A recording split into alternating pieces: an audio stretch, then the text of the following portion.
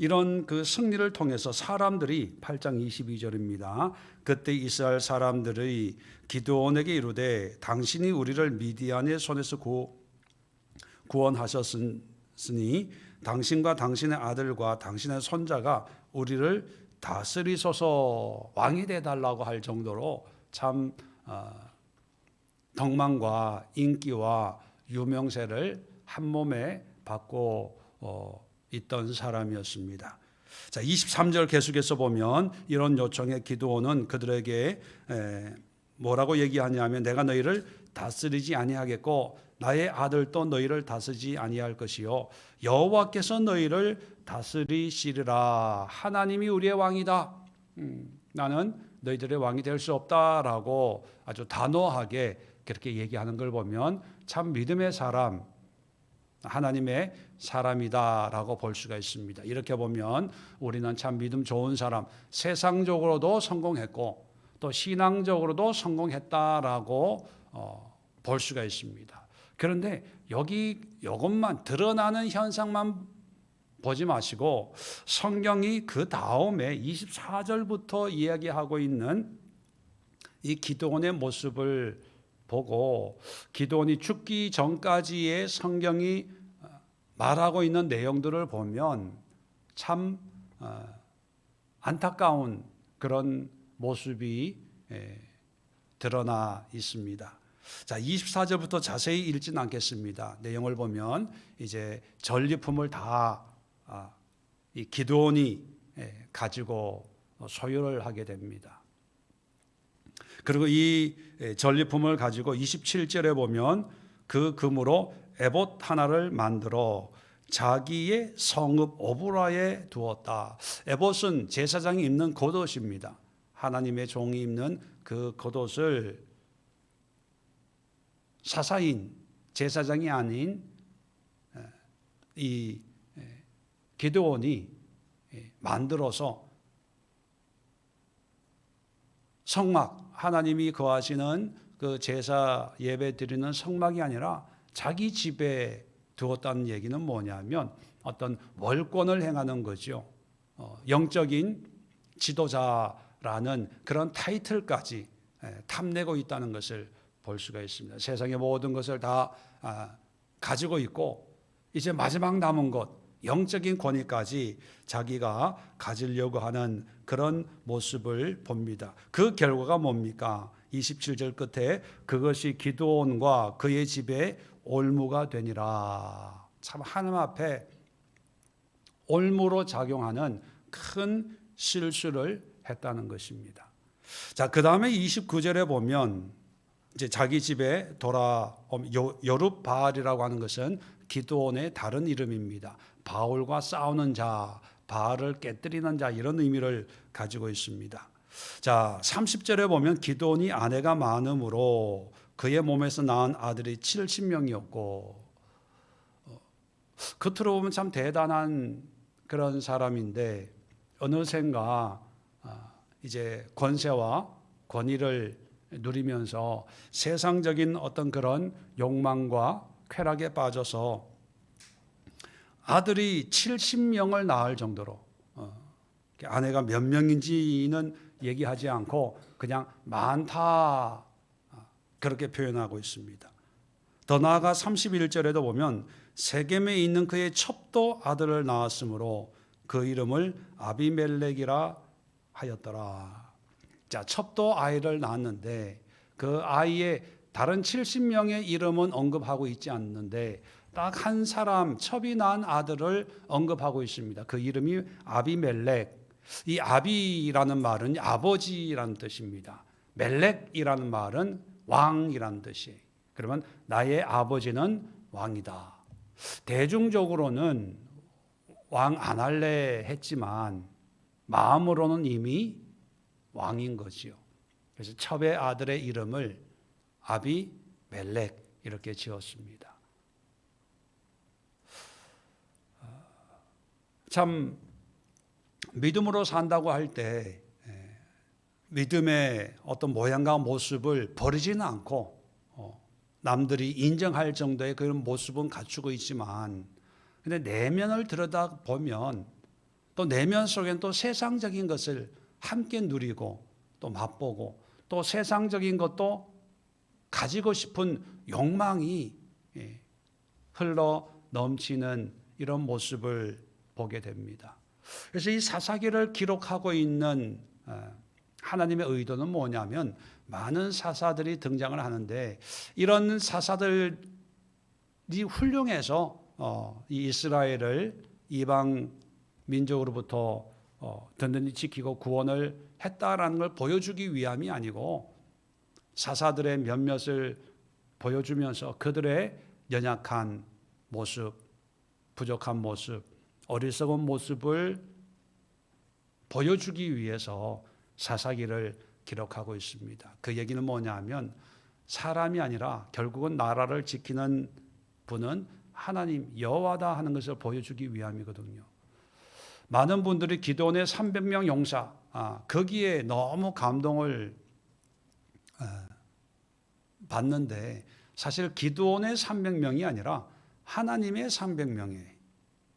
하나님이 그 300명과 함께 싸워서 미디안으로부터 나라를 지켰다면 그러한 은혜를 주신 하나님께 헌신해야 되는데 사람들은 보이지 않는 하나님보다 보이는 인간을 더 의지하고 인간을 더 따르고 그러다 보니까 이 연약한 인간이 착각을 하는 거예요. 자기가 뭔가 대단한 사람처럼 성공한 사람처럼 능력 있는 사람들처럼 그래서 착각합니다. 28절에 보면 미디안이 이스라엘 자손 앞에 복종하여 다시는 그 머리를 들지 못하였으므로 기드온이 사는 40년 동안 그 땅이 평온하였더라. 자, 그래서 이런 모습 때문에 미디안이 복종을 해. 또 사사로 섬기는 동안 평온했어. 결국 기드온은 성공한 사람. 그런 등식을 이제 성립을 시키죠. 근데 그게 아니라는 것입니다. 자, 그래서 우리가 오늘 기도해야 될 이 시대에 믿음으로 산다는 것은 어떤 것이냐? 세 가지 면을 기도원을 보면서 세 가지 면에 대해서 우리 생각하고 기도해야 되는데 첫 번째는요. 우리가 세상을 살면서 세상을 바라보는 관점, 이걸 세계관 이렇게 표현합니다. 세계관. 이 세상을 어떻게 바라볼 것이냐? 자, 기도원식의 세계관은 뭐냐면 이 땅에 문제가 없어지고 내 삶이 편안해지고 하고자 하는 일을 다 성취하면 성공, 행복, 기쁨 그렇게 여기는 거죠.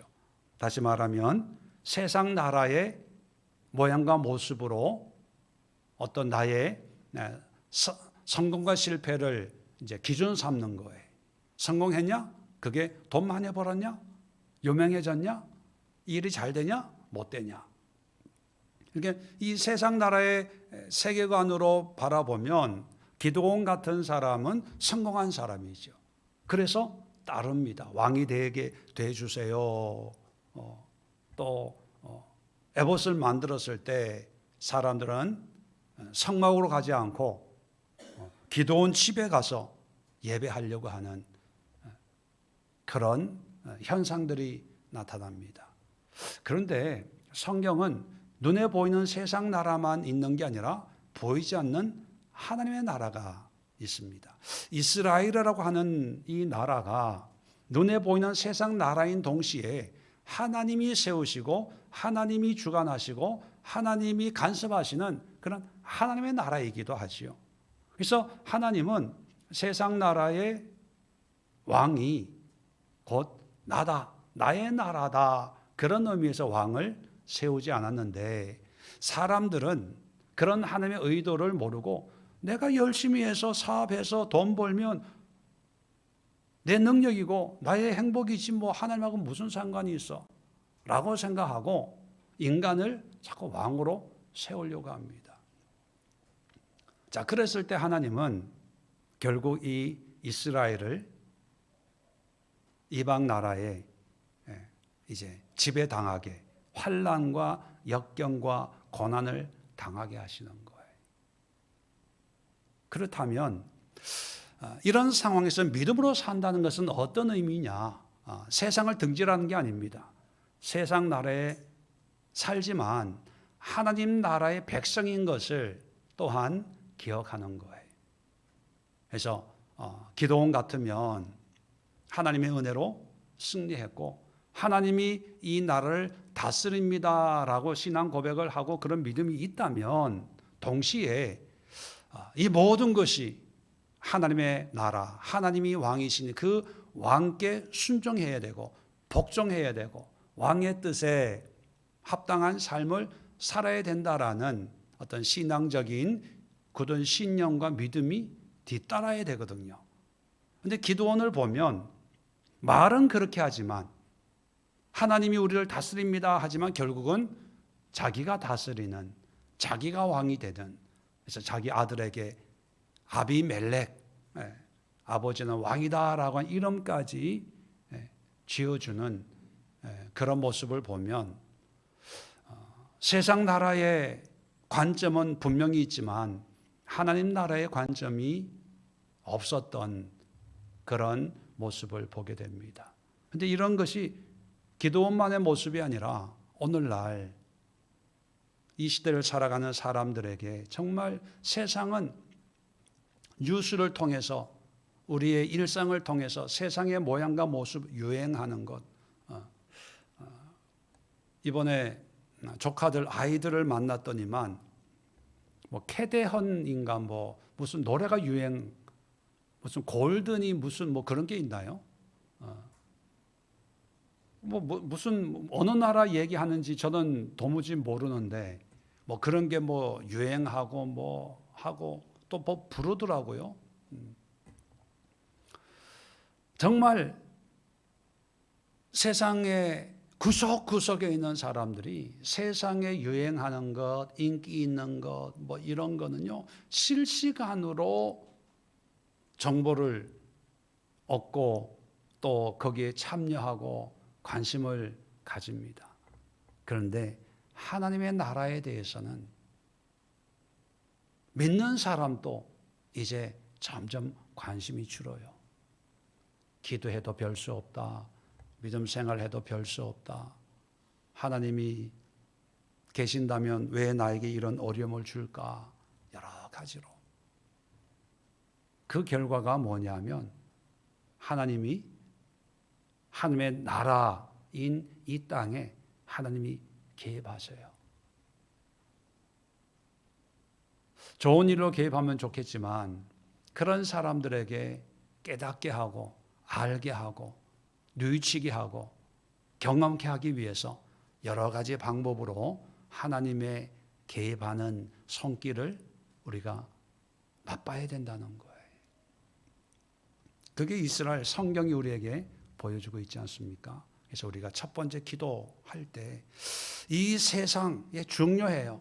그러나 이 세상 나라를 보면서 또 하나님의 나라, 하나님이 다스리는 하나님의 나라에 충성하고 그 하나님의 나라에 합당한 그런 하나님의 백성, 하나님의 자녀로 살아가는 그런 삶에 대한 헌신과 충성과 또 복종과 헌신의 그런 모습이 있도록 우리 자신과 또 이 시대의 그리스도인들을 위해서 또 지도자들도 자기가 해야 될 그런 나라 일만이 아니라 다스리시는 하나님의 나라에 대한 분명한 이해가 있는 그런 영적인 세계관이 열려질 수 있도록 안목이 열려질 수 있도록 우리가 기도를 해야 되겠습니다. 두 번째는요, 자아관입니다. 자아. 나는 누구인가 하는 거예요. 나에 대한 이해. 이 자아관도 두 개로 나눌 수 있는데요. 세상 사람들이 인정하는 내 모습과 또 하나가 있습니다. 하나님이 보시는 나의 모습. 그런데 사람들은 착각합니다. 세상 사람들이 보는 내 모습이 진정한 나의 모습이라고 생각해서 인정해주면 성공했다고 얘기하고 인정하지 않으면 실패했다고 그렇게 판단을 합니다. 그래서 우리의 최대의 관심사는 이 세상 사람들이 나를 어떻게 보는가에 너무 매여 있다 보니까 나라는 존재 자체의 가치가 내 자신으로 말미암아 나의 존재감이 만들어지는 게 아니라 항상 타인들을 의식합니다. 그래서 옷을 입을 때도 사실 제가 이런 옷을 입었지만 저는 내가 옷 입고 있는 거 볼 일이 별로 없어요.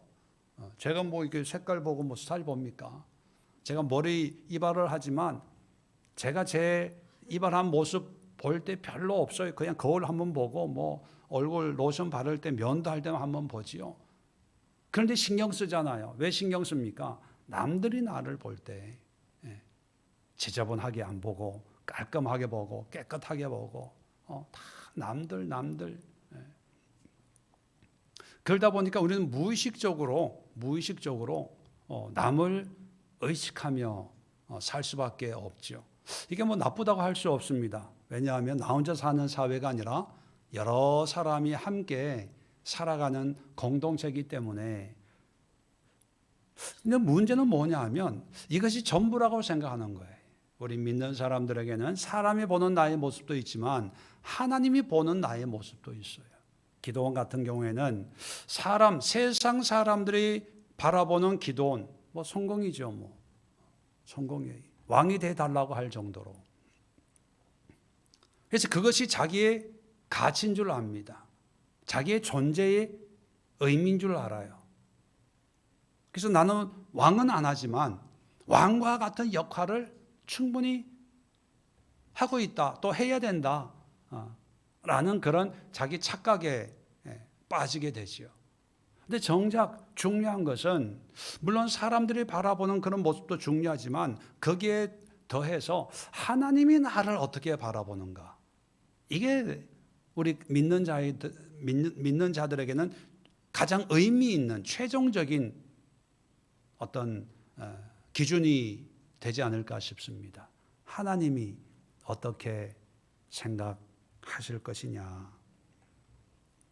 그런데 사람들은 하나님이 바라보는 나의 모습에 대해서는 생각하지 않아요. 왜? 하나님은 안 보이니까. 사람들은 뭔가 말을 하고 반응이 찰칵찰칵 오는데 하나님은 그렇게 반응이 금방금방 안 오거든요. 뭐 야단도 안 치고 잘했다고도 안 하고 하니까 이제 점점 안 계신 분처럼 여겨지고, 그나마 일주일에 한 번 주일 예배 드릴 때만 한번 생각하고 일상에서는 별로 의식을 안 하고 살아요. 그래서 내가 만나는 사람들의 그 말에 또 그런 모습들에 영향을 받고 잘했나 봐, 못했나 봐. 기도원도 왕이 되달라는 그런 요청을 받으면서 얼마나 뿌듯했겠어요. 또 백성들이 모아준 그 전리품으로 황금 에봇을 만들고 집에 딱 걸어놓으니까 사람들이 27절에 보면 온 이스라엘이 그것을 음란하게 위함으로, 음란이라고 하는 것은 하나님을 섬기는 게 아니라 이걸 우상이 됐다는 얘기예요. 자기 집에 온 이스라엘 백성들이 자기가 만든 그 에봇을 신주 딴지 모시듯이 모시는 걸 보면 자기의 어떤 그 영향력, 여기 아마 기분이 굉장히 좋았을 것 같아요. 그런데 하나님이 보시는 기도원, 나중에 9장을 읽어보시면 이 아비멜렉이라고 하는 첩의 아들이요, 70명의 아들들을 다 죽입니다. 한 사람만 남겨놓고 다 학살하고 결국 아비멜렉도 죽어요. 비참하게. 그리고 뒤이어 세워지는 사사들 몇몇, 그나마 좀 유명한 입산, 그 다음에 12장에 나오는 삼손 같은 그런 사사들이 등장을 하지만 그들 또한 참 부끄럽고 비참한 어떤 그런 종말을 우리에게 보여주고 있거든요. 겉으로 드러나는 모습보다 어쩌면 보이지 않는 하나님이 보시는 그런 모습이 더 중요한데 사람들은 그걸 이해를 못해요. 하나님보다는 그냥 사람들에게 인정받고 싶고 대접받고 싶고 칭찬받고 싶고 성공했다는 그런 이야기 듣고 싶고 그러다 보니까 점점 세상적인 그런 인생을 살게 되더라는 것입니다. 그래서 우리 두 번째로 기도해야 될 것은 우리 자아, 나는 누구인가?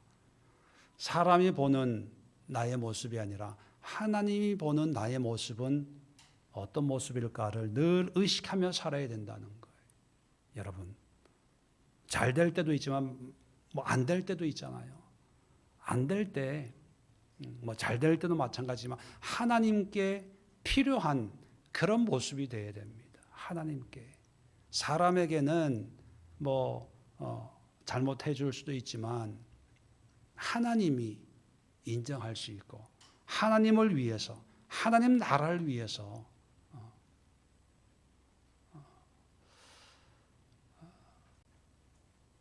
그런 마음가짐을 가지고 우리가 이 땅을 살아야 되지 않나. 우리가 건강한 자아관을 위해서 기도하시고 세 번째는요, 가치관입니다. 이 가치관은요, 세상에서 누리는 것. 기도원 같은 경우에는 정말 많은 걸 누렸죠. 뭐 권세를 가지고 많은 아내를 누리고 첩을 가지고 또 부도 누리고 근데 이 누리는 것으로 뭔가 이렇게 하나님이 축복하셨다 또 성공했다 뭐 이렇게 이제 생각을 하죠. 대표적인 게 돈 많이 벌면 성공했다. 또 돈으로 좋은 어떤 그런 환경을 누리면 부자다, 잘 산다, 뭐 이렇게 얘기를 하지 않습니까? 그걸 이제 가치라고 생각을 해서 요즘 뉴스를 보면 여러 가지 기사들이 있는데 공통점이 있더라고요. 뭐냐면 다 돈 얘기. 주식이 올라갑니다. 다 돈. 집값이 올라갑니다. 다 돈. 무슨 사업을 한다. 정부가 뭘 한다. 또 무슨 미국 관세 이런 거 경기 다 사실 돈 얘기거든요. 이 돈이 그만큼 우리에게 우리 실상에 우리 의식 속에 이제 공기처럼 들어와서 이 돈에 이제 뗄래 뗄 수 없는 그런 관계.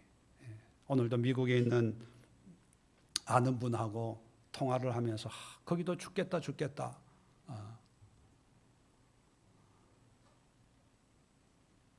그러니까 이 돈을 많이 가지고 누리면 성공이라고 생각하고 행복이라고 생각하고 잘 산다라고 생각하고 반대가 되면 망했다고 생각하고 실패했다고 생각하고 가난하다고 생각을 합니다. 그런데 진정한 가치는 이 세상적인 물질에 있는 게 아니고 영적인 거에 있어요.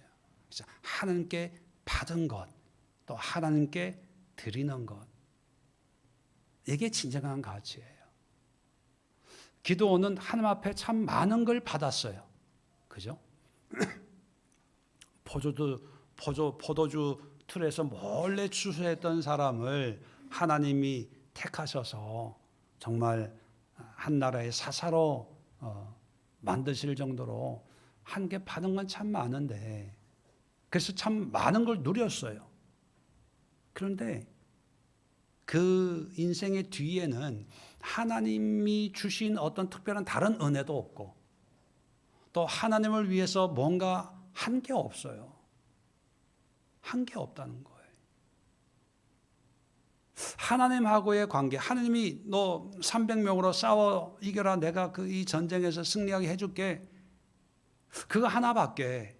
그래서 순종해서 그거를 했는데, 그 나머지 그런 은혜를 통해서 내가 하나님을 위해서 이런 삶을 살겠습니다, 하나님의 영광을 위해서 하나님의 뜻을 따라서 이렇게 하겠습니다 라고 하는 하나님과 어떤 깊은 영적인 어떤 주거니 받거니 하는 그런 거 있잖아요. 하나님과 깊은 영적인 교제의 삶이 이루어지지 않아요. 한번 미디안과 전쟁에서 이겨서 성공해서 그 다음부터 이제 떵떵거리고 자기 하고 싶은 거 다 하고 누리고 싶은 거 다 누리고 그냥 죽어요. 죽고 나서는 70명의 아들들이 비참하게 첩의 아들에 의해서 죽고 집안이 풍비박산이 되는데, 물론 죽은 사람은 모르겠지만 성경이 우리에게 말해 주려고 하는 것은요, 하나님이 주시는 게 있는데 우리는 그 하나님이 주시는 은혜를 가지고 또 하나님이 기뻐하시는 하나님의 영광을 위해서, 하나님의 기쁨을 위해서 우리가 또 열심히 또 살아야 되는데, 근데 세상이 힘들다 보니까 어떤 생각을 가지냐 하면, 내가 하나님을 믿으니까, 그러니까 내가 뭔가 하기보다는 하나님이 다 해 주시기를 바라요. 다 해 주시기를 바라요. 기드온 미디안 군대를 이긴 것처럼 다른 문제들도 다 해 주세요. 해 주세요. 근데 사실 주는 거하고요, 해 주는 거하고는 엄청난 차이가 있습니다. 제가 김건율 집사님에게 뭘 주는 거하고 내가 김금률 집사님을 위해서 해 주는 거하고 엄청난 차이가 있어요. 어떤 차이가 있냐면, 제가 주는 것은 받아서 어떤 반응이 일어나기를 기대하는 거잖아요. 주는 거예요. 근데 해 주는 것은 뭡니까? 기대 안 하고 내가 다 해 주는 거예요. 이제 우리 나이가 이제 손자 손녀 볼 때잖아요. 이제 명절 잔치 뭐 음식을 한다 뭘 할 때 그런 음식을 잘 하는 사람에게는 우리는 뭐 재료만 이렇게 주고 한번 해봐 이렇게 주는 거죠. 근데 그런 음식을 못 만드는 뭐 손자 손녀들이 있다. 그러면 어떡합니까? 음식 재료를 주는 게 아니고 음식을 해줘요. 해주면 그 아이들은 와서 그냥 먹기만 하면 되는 거죠. 그런데 어릴 때, 신앙이 어릴 때는 해줘요. 그죠?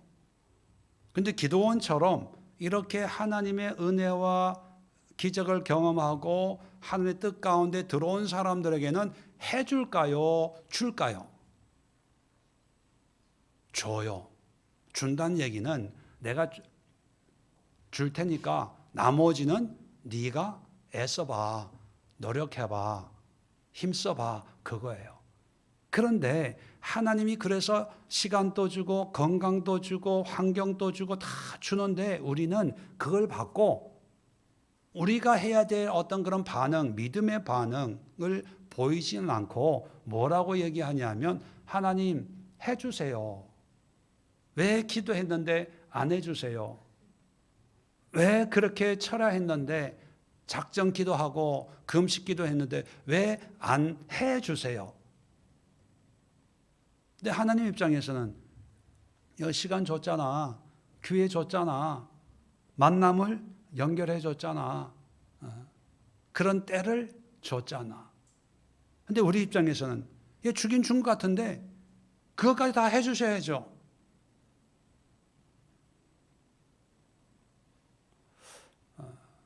그러니까 언제까지 다 하나님 앞에만 맡겨놓고 기도원처럼 또 뭐 하나님이 뭘 하려고 할 때 또 양털 한 움큼 가지고 와가지고 여기 이슬이 내리게 해주세요. 여기 안 내리게 해주세요. 또 이렇게 또 이게 신앙일까요? 아니죠. 아마 처음 그런 식으로 은혜 받았기 때문에 기도원은 또 뭔가 있으면 또 그렇게 또 하나님을 시험해 가지고 이게 진짜인지 아닌지 그걸 알려고 했는지도 몰라요. 그런데 하나님은 미디안과의 전쟁만이 아니라 많은 부분에서 하나님이 은혜를 주셨는데 그 은혜를 내가 귀하게 여겨서 하나님의 영광을 드러내지 못해서 한 세대로 그 하나님의 은혜가 끝이 난 것을 기도원이 우리에게 보여주고 있습니다. 여러분, 우리가 누리는 것도 감사하고 또 누리지 못한 것에 대한 안타까움도 물론 있습니다. 그런데 그것보다 더 중요한 것이 하나님이 주시는 것, 또 하나님이 해 주신 것에 대해서 우리가 얼마만큼 헌신과 또 기도와 기쁨과 감사함으로 하나님의 은혜에 순종하고 반응하고 하나님의 뜻에 충성되게 신실하게 반응하고 있는가, 이것도 중요하거든요. 어떤 분들은 그렇게 생각합니다. 뭐 신앙생활 하려면 내가 누리는 게 있어야지. 돈도 있어야 되고 시간도 있어야 되고 건강도 있어야 되지. 자꾸 이것이 그렇게 말하는 포인트는요, 하나님의 어떤 주시는 것이 중요한 게 아니라 내가 누리는 것, 다시 말해 이 세상의 것이 더 중요하다, 이것을 교묘하게 포장하는 거죠. 그 얘기는 나는 믿음이 없는 사람입니다. 그런 얘기에 지나지 않습니다. 세상을 보는 가치는요, 내가 누리는 거에 있는 게 아니라 하나님이 나에게 주신 거에 있어요. 받은 거에, 우리 입장에서는 받은 거에, 그 받은 거에 내가 어떻게 반응했나, 이것이 정말 가치 있는 인생을 결정한다는 것. 그래서 뭐 물질이 있냐 없냐 이걸로 판단하지 마세요. 내가 뭘 가지고 있냐, 뭘 잃어버렸냐, 이게 우리 인생의 가치가 아니라 하나님이 주신 것, 크든 작든 하나님이 나에게 주신 걸 가지고 내가 해드리는 것, 내가 하나님을 위해서 뭘 해드렸나, 이것이 우리의 진정한 가치를 결정한다는 것입니다. 그런 의미에서 기도는요, 하나님께 받은 건 많아요. 그런데 하나님께 해드린 것은 별로 없고, 그로 인해서 사사기가 영적으로 어두운 시대가 되었다면 우리도, 우리 시대도 마찬가지 아닐까요? 하나님께 받은 건 많아요. 감사의 조건은 참 많습니다. 이 대대로 수천 년 동안 우상을 섬기던 이 한반도에 하나님의 복음이 들어와서, 그죠? 이렇게 복음의 나라가 된 것 참 기적 아닙니까? 그렇다면 이제 우리가 더 주세요, 더 가지고 더 누리는 것이 아니라 이제는 하나님을 위해서 받은 은혜로 해드리는, 뭘 해드릴까? 이건 각자의 환경과 여건마다 다 다르겠지요. 여러분, 그래서 기도해야 되는 거예요. 하나님, 나의 가치가 세상에서 누리는 것이 아니라 하나님께서 주신 것으로 하나님을 위해서 영광된 그런 삶을 사는 것이 나의 가치라면 내가 무엇으로 하나님을 기쁘시게 할까요? 나의 진정한 가치. 그래서 세 가지를 말씀드렸습니다. 세계관, 눈에 보이는 세상이 아니라 하나님의 나라. 두 번째, 사람들이 보는 내 모습이 아니라 하나님이 보는 나의 모습. 하나님이 과연 나를 어떻게 보고 계실까? 이걸 참 진지하게, 냉철하게 바라보면서 가장 가치 있는 인생은 내가 가지는 것이 아니라 하나님을 위해서 내가 쓰임받는 거다. 어떻게 쓰임받을까? 무엇으로 쓰임받을까? 무엇으로 가장 의미고 가치 있는 인생을 살아낼까? 여러분, 기도해 보세요. 여러분의 가족, 자녀들이 가장 가치 있는 그런 삶을 살아낼 수 있도록, 여러분의 아들들이 어떻게 쓰임 받았으면 좋을까? 여러분의 딸들이, 여러분의 남편들, 아내들이, 여러분의 부모님들이 어떻게 하나님의 영광을 위해서 해드릴 수 있는 그런 삶이 될까? 정말 깊이 기도하시고 묵상하시고 그런 하나님의 은혜가 임할 수 있도록 우리가 이 시간 기도하도록 하겠습니다. 그래서 우리 자신과 우리 가족들과 또 이 시대에 사는 모든 그리스도인들의 어떤 영적인 삶을 위해서, 또 지도자들을 위해서, 리더들을 위해서 함께 기도하도록 하겠습니다. 자리 정돈하시고 주여 한번 힘차게 외치고 합심해서 기도합니다. 주여